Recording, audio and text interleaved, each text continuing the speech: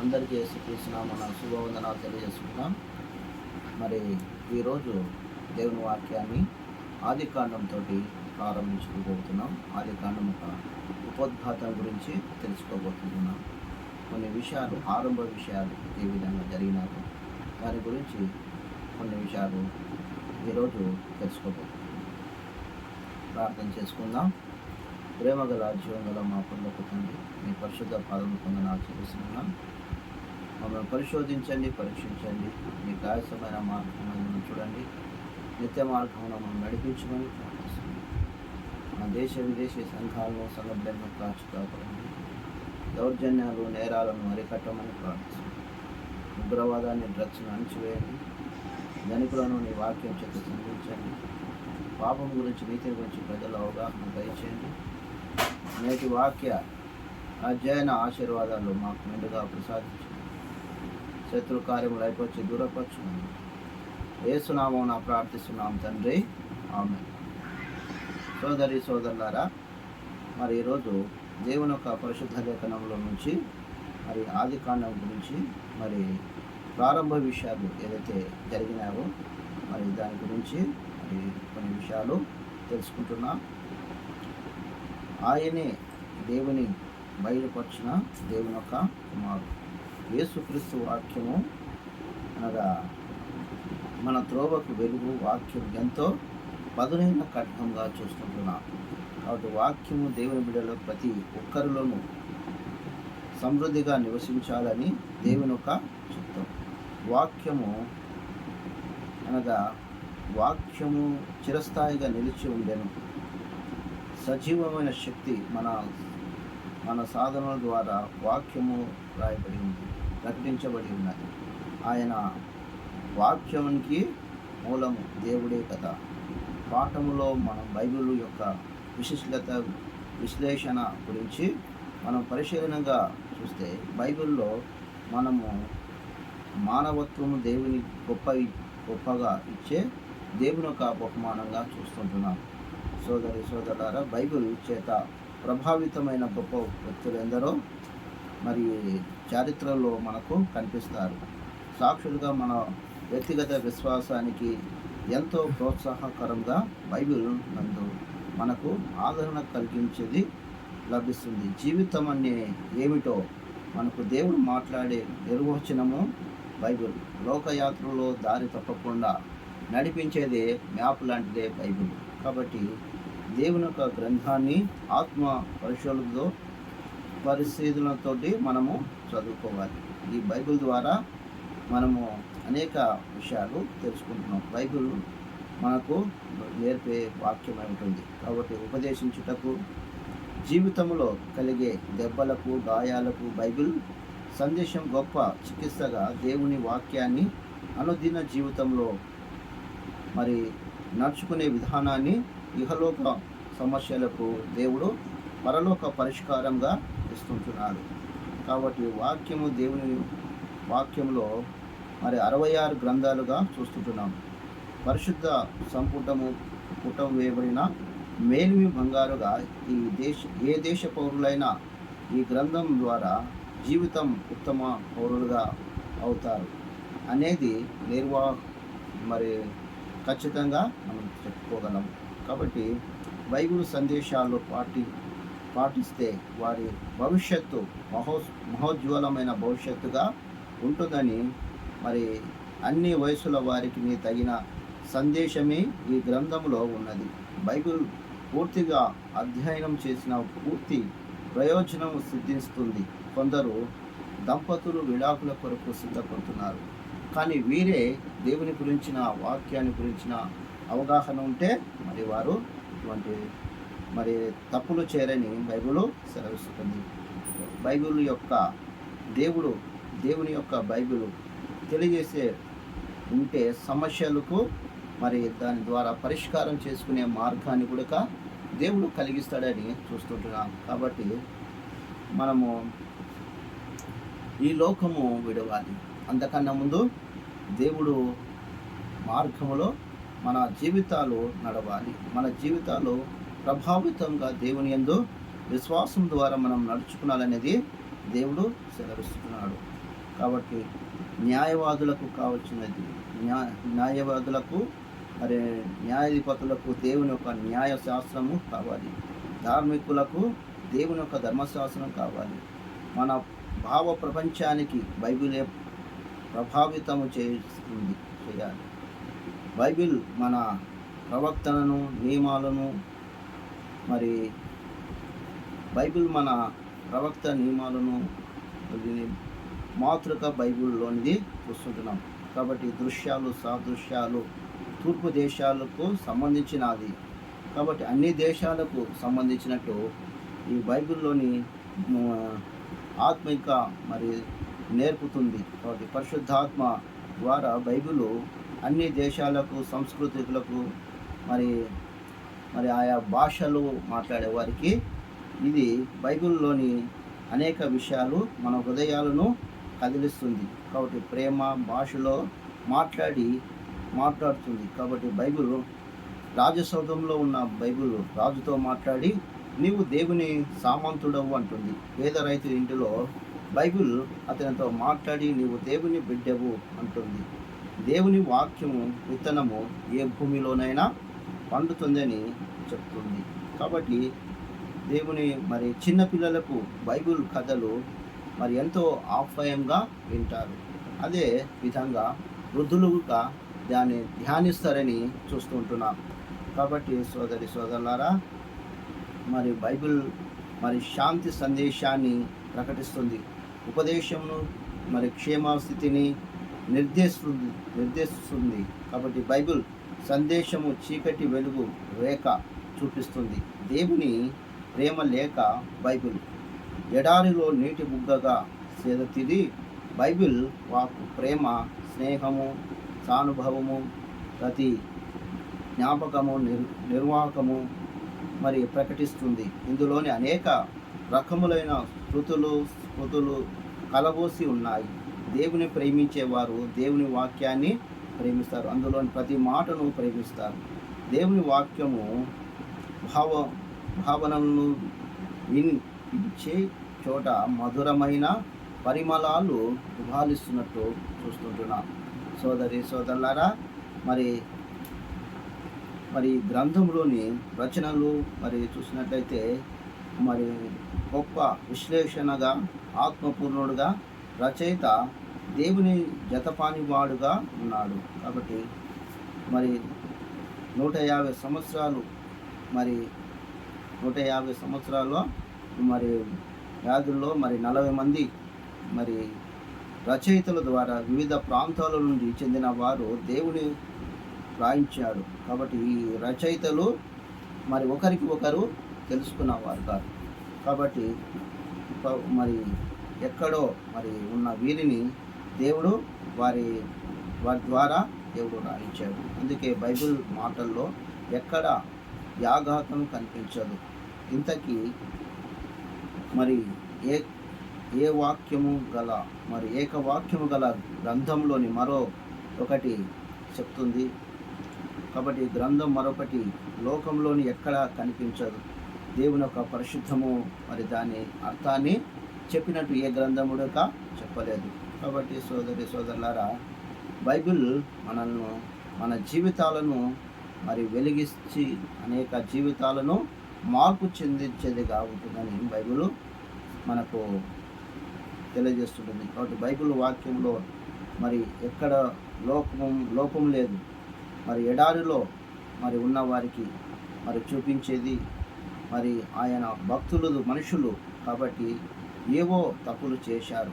కానీ బైబిల్లో రచనలో మరి ఏమాత్రము దేవుడు ఏ తప్పును చేయలేదు. కాబట్టి రాయించాడు, ఏ తప్పు లేకుండా రాయించాడు. కాబట్టి సోదరులారా, మరి పామరుడు మరి దేవుని యొక్క పరిశుద్ధ లేఖనంలో మనం చూసినట్టయితే మరి ఈ గ్రంథంలోని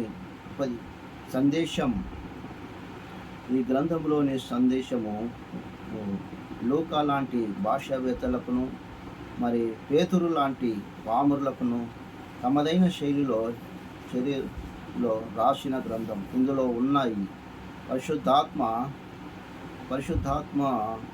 పర్యవేక్షణలో అన్ని రకాల మనుషులకును అర్థము చెప్పేటట్టు ఈ గ్రంథము రాయబడింది. దేవుడు తన వాక్యము ద్వారా మనందరికీ మాట్లాడుతున్నాడు. దేవుడు ఏది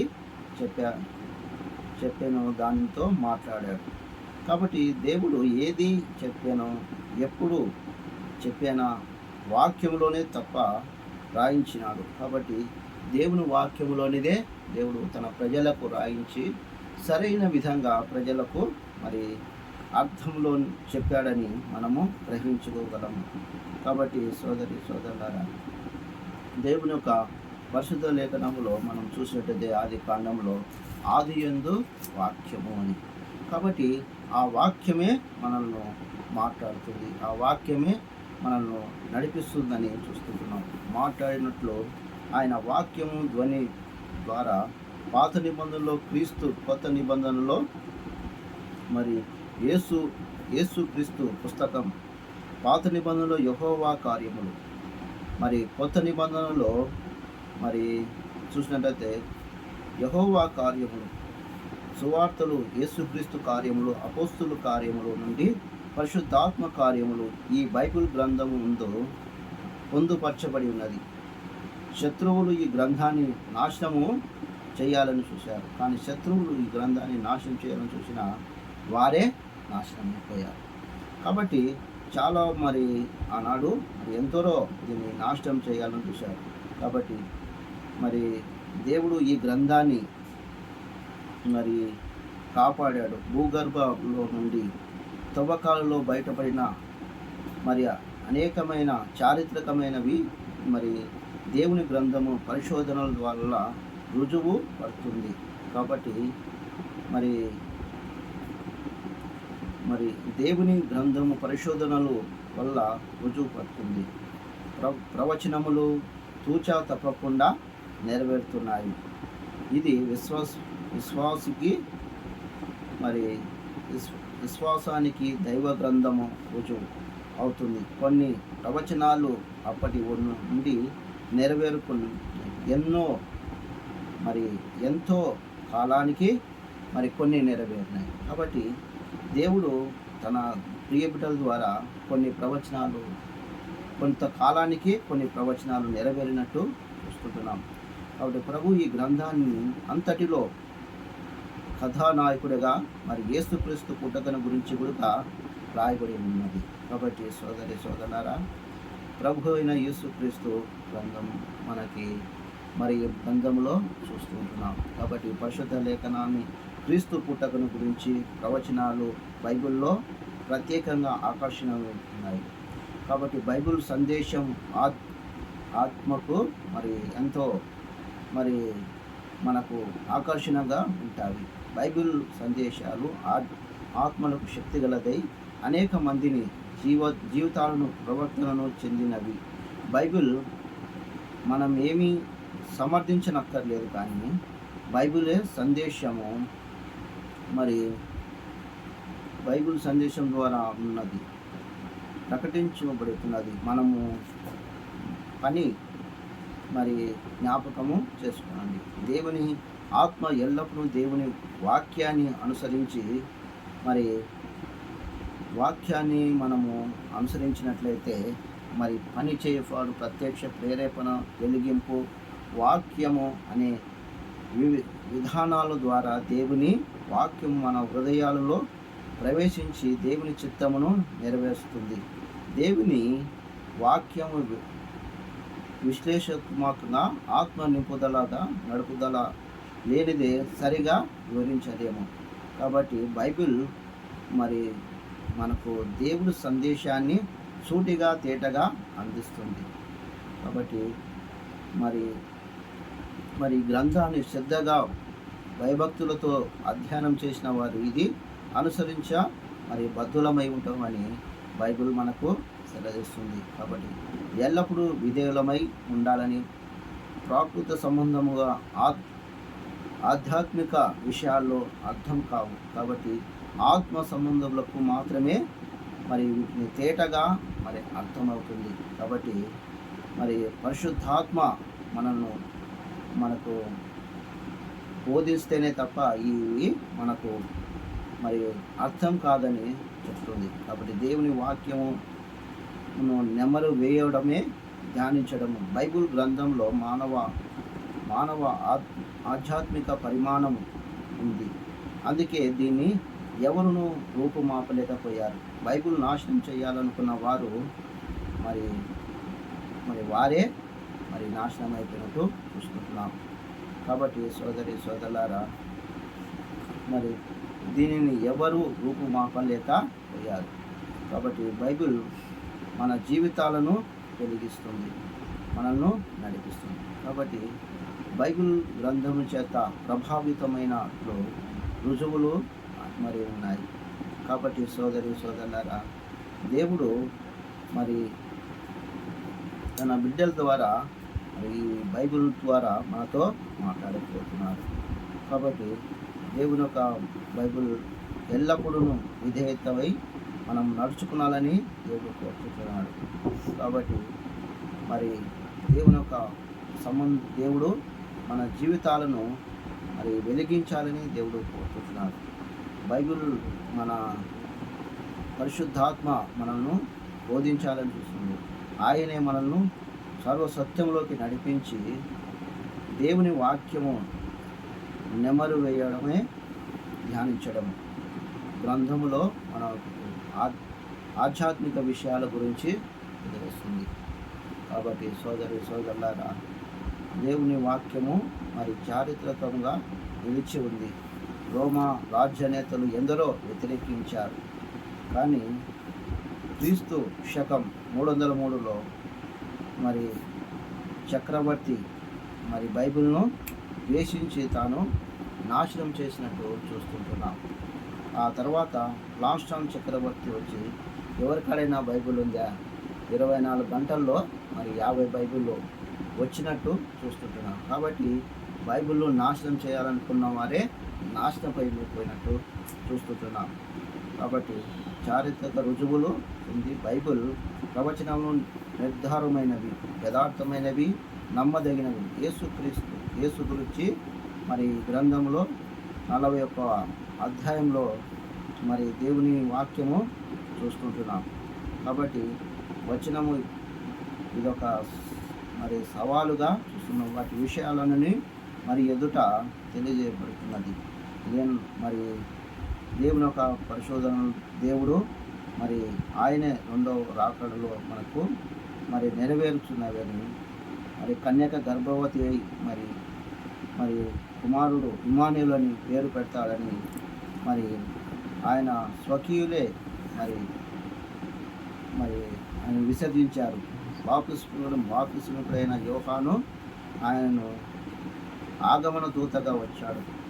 మరి ఆయనను వ్యతిరేకించిన వారిని కూడా చూస్తున్నాము. కాబట్టి ఆయన జన్మస్థలంలో మరి అనేక మంది ఆయనను జన్మించినప్పుడు అనేకులు ఆయనను మరి ఆయన దగ్గరికి వచ్చి కొంతమంది వచ్చిన తూర్పు దేశం నుండి జ్ఞానులు వచ్చారు. కాబట్టి ఆయనను సందర్శించారు. మరి ఒక చుక్క మరి వారికి వెలుగును చూపి ఉంటుంది. కాబట్టి మరి దేవుని ప్రియ సోదరులారా, అదేవిధంగా క్రీస్తు మరి దేవుని యొక్క వాక్యంలో మనం చూసినట్లయితే మరి క్రీస్తు పూర్వము నెరవేరినట్టు బైబిల్లో దాఖలాన్ని కనిపిస్తుంది. ఇంకా ఆయన రెండవ రాకడ గురించి కూడా జరగబోయే సంగతులన్నింటినీ వచనము రూపంగా చెప్పబడి ఉన్నది. కాబట్టి మరి రెండవ రాకడ గురించి కూడా మరి సంగతులన్నిటి ప్రవచనముల రూపముగా చెప్పబడి ఉన్నాయి. ఇవి నమ్మదగినవి. ప్రవచనములు తూర్పు పడమట దేశములలో బైబిల్లో ఎంతో ప్రభావితమై ఉన్నవి. ఆత్మకు మరి చిత్తము పదార్థమును చెందినది. కాబట్టి నరభక్షులు ఎందరో దేవుని నమ్మి నాగరికులైనట్టు మనం చూస్తుంటున్నాం. కాబట్టి బైబిల్ మరి చదివిన వారు, దాని లేఖనాన్ని గ్రహించిన వారు మరి దీన్ని తెలుసుకోగలరని బైబిల్ మనకు అర్థం చెప్తుంది. కాబట్టి సోదరులారా, మరి బైబిల్ గ్రంథం చేత ప్రభావితమైన వారు రుజువులు ఉన్నాయి. కాబట్టి మోషే ధర్మశాస్త్రం, న్యాయం, సూత్రాలు, అనేకమైన జాతులు, రాజ్యాలు చట్ట నిర్మాణమందు వెలిగించి ఉన్నాయి. కాబట్టి మరి ధర్మశాస్త్రంలోని నైతిక ప్రమాణాలు అయినవి మార్గదర్శకంగా ఉన్నవి. కాబట్టి తరతరాలకు ఈ గ్రంథాన్ని మరి ఎత్తి రాశారు. మహా పరిశుద్ధ గ్రంథంగా నమ్మదగిన గ్రంథం. కాబట్టి ఒక అక్షరము కూడా మరి తేడా రాకుండా మరి రాశారు. బైబిల్ యథార్థమైన గ్రంథమని మనము జ్ఞాపకం ఉంచుకోవాలి. కాబట్టి మరి రుజువులు మరి అనేకమైన వాటిని చూస్తుంటున్నాం. కాబట్టి శత్రువులు కూడా మంచిది ఏదైనా ఉంటే దేవుడు ఇందులో గ్రంథస్థం చేసినట్టు మనము చూస్తుంటున్నాం. కాబట్టి మరి దేవుని యొక్క గ్రంథంలో మరి మోషే, దావీదు, ఏలియా, పేతురు మొదలైన భక్తులు జీవితాలను కూడా మరి ఇందులో ఉన్నట్టు మనం చూస్తుంటున్నాం. కాబట్టి మరి దేవుని వాక్యం వాస్తవానికి ఉన్నది, మన చేత చదివించింది. బైబిల్ గ్రంథం